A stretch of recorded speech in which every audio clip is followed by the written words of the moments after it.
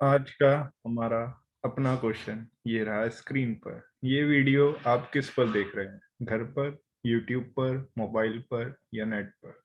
जी हाँ, कुछ इसी तरह के एमसीक्यूज आपसे पूछे गए सीबीएसई द्वारा, जिसके ऑप्शंस आपको सारे ही सही लग रहे होंगे या सारे ही गलत लग रहे होंगे, राइट? तो टर्म वन का खेल तो हमारे साथ बहुत गंदा खेला गया, वो भी स्पेशली साइंस और इंग्लिश में। तो लेकिन अभी टर्म वन खत्म हो चुका है, राइट? तो टर्म वन खत्म हो गया है, तो अभी हमें फोकस करना है टर्म टू पे।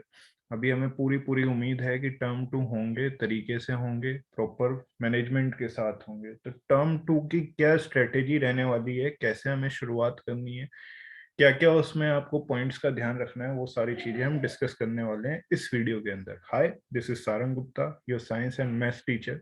तो शुरू करते हैं टर्म टू की स्ट्रेटेजीज, राइट? देखते हैं हमारे पास पहली स्ट्रेटेजी क्या है। सबसे पहले तो हमें ये देखना पड़ेगा कि जो टर्म टू हमारे क्लास 10th के होने वाले हैं बच्चों, उसकी जो सीबीएसई की साइड से डेट है वो है मार्च और अप्रैल के बीच में। वो क्या फिक्स डेट है उसके बारे में हमें कुछ भी अभी आइडिया नहीं है। वो सीबीएसई अपने आप आपको गाइडेंस देगी, अपने आप बताएगी। जैसी ही डेट आती है मैं आपको अपडेट कर दूंगा, राइट? फिर हम देखते हैं कि हमारे पास एक्चुअल में प्रिपरेशन का टाइम कितना है अभी। अगर मैं ओवरऑल लूं दिसंबर के, जैसे आज 13th हो गई है तो मैं मान के चल रहा हूँ कि अभी दिसंबर में हमारे पास 15 डेज का टाइम पीरियड है। कुछ टाइम हमें रिलैक्स करने के लिए भी चाहिए, माइंड के लिए, माइंड को रिलैक्स करने के लिए भी चाहिए। हमारा अभी टर्म वन खत्म हुआ है, ठीक है। जनवरी का हम पूरा 31 डेज मान के चल रहे हैं और फरवरी के हमारे 28 डेज। अगर हम इन सब का टोटल कर दें तो हमारे पास आ रहे हैं 74 डेज। राउंड ऑफ करके मान लेते हैं हमारे पास 75 डेज हमारे ओवरऑल हैं प्रिपरेशन के लिए फॉर टर्म टू। और मैं आपको ये भी क्लियर कर दूं, जो हमारा टर्म टू का सिलेबस है वो थोड़ा सा हमें टिपिकल पड़ेगा, क्योंकि यहाँ पर हमारे पास जो पार्ट है वो सब्जेक्टिव रहेगा एमसीक्यू की बजाय, राइट? सब्जेक्टिव में हमें लिखना होता है, ओके। तो उसके लिए हमें अपने आप को प्रिपेयर करना पड़ेगा। देखते हैं हमारे पास सब्जेक्ट्स क्या क्या है। हमारे पास सब्जेक्ट्स है maths, science, English, SST, Hindi. कुछ बच्चों के पास संस्कृत भी रहता है मेन।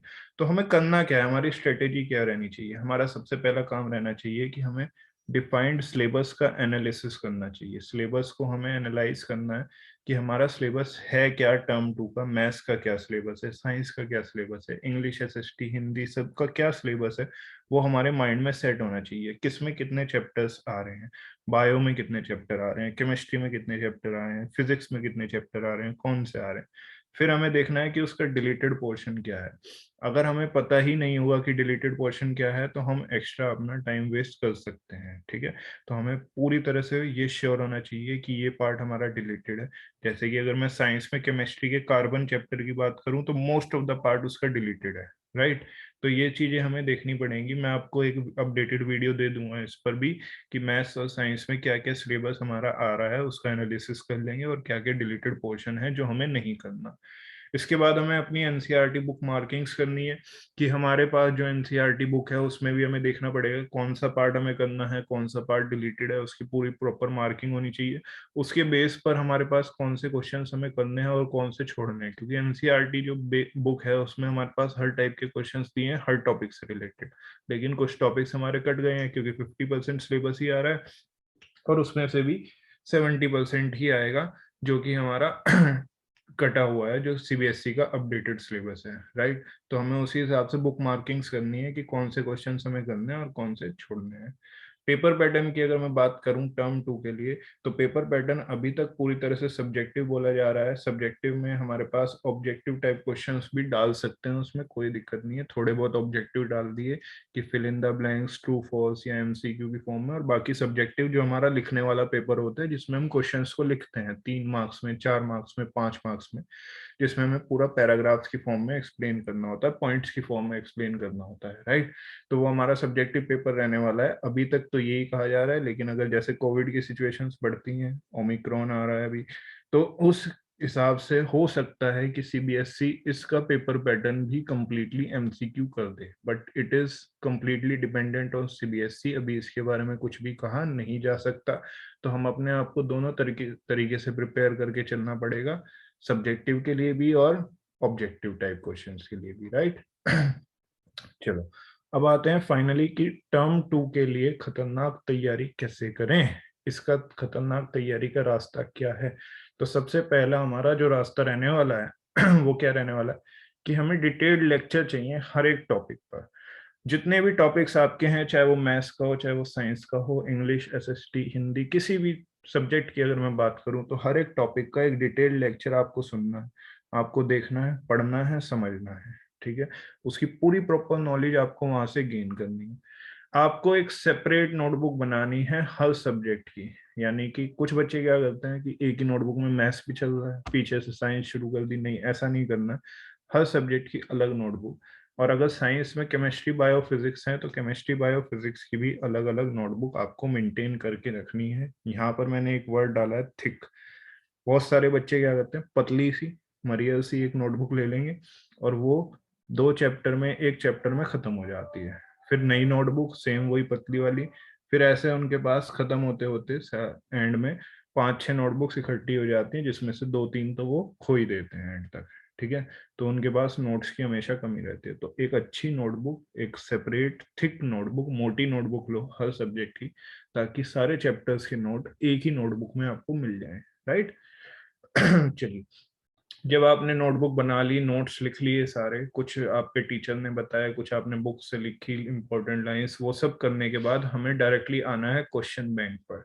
हमें हर चैप्टर के क्वेश्चन बैंक्स करने हैं। और क्वेश्चन बैंक से मेरा मतलब है प्रीवियस ईयर के बोर्ड के क्वेश्चंस जो अब तक आए हुए हैं प्रीवियस ईयर्स में, वो सारे हमें करने हैं। उनको रीड करना है, थोरोली रीड करना है, हमें हर एक क्वेश्चन से गो थ्रू करना है, right.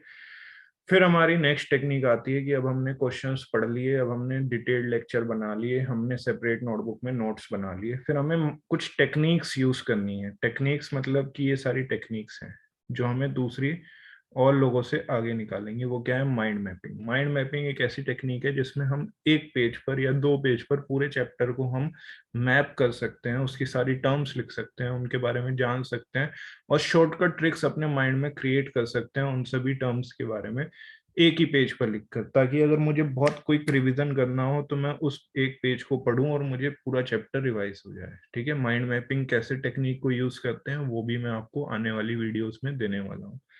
Formula sheets, formula sheets तो हमारे पास होनी चाहिए। मैथ्स के हर चैप्टर की हमें फॉर्मूला शीट्स पता होनी चाहिए। कौन से डेफिनेशंस हैं, कौन सी टर्म्स हैं, कौन सी थ्योरम्स हैं उसमें, और कौन से फॉर्मूलाज हैं, वो हमारे पास एक पेज पर लिखे होने चाहिए हर चैप्टर के।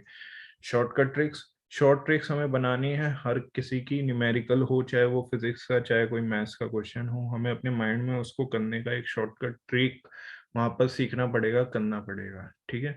फिर हम बाद में जब हमारी फाइनल ये सब प्रिपरेशंस हो जाती हैं, हम किस पर आएंगे? डायरेक्टली सैम्पल पेपर्स पर। कुछ सैम्पल पेपर्स हमें सीबीएसई भी प्रोवाइड करेगा, वो तो हमें करने ही करने हैं। बाकी अगर किसी और पब्लिकेशंस के भी सैम्पल पेपर्स हमें मिलते हैं तो हमें एकदम से नए वाले, नए पैटर्न के अकॉर्डिंग सैम्पल पेपर्स लेने हैं और उनकी प्रैक्टिस करनी है। तो इस तरह से हम टर्म 2 के लिए पूरी खतरनाक तैयारी कर लेंगे और सीबीएसई को दिखा देंगे कि आप चाहे पेपर कितना भी टफ बना दो, क्योंकि पेपर इस बार नो डाउट टफ आए थे। साइंस और इंग्लिश का तो टफ आया ही आया था, राइट। तो हमें बस ये दिखाना है कि आपका पेपर का लेवल चाहे कितना भी हाई हो, हम भी उसी स्टैंडर्ड को मेंटेन करके चल सकते हैं, हम भी अपना उतना लेवल हाई कर सकते हैं, राइट। सो मिलते हैं नेक्स्ट वीडियो में। Thank you very much, have a very nice day, bye bye.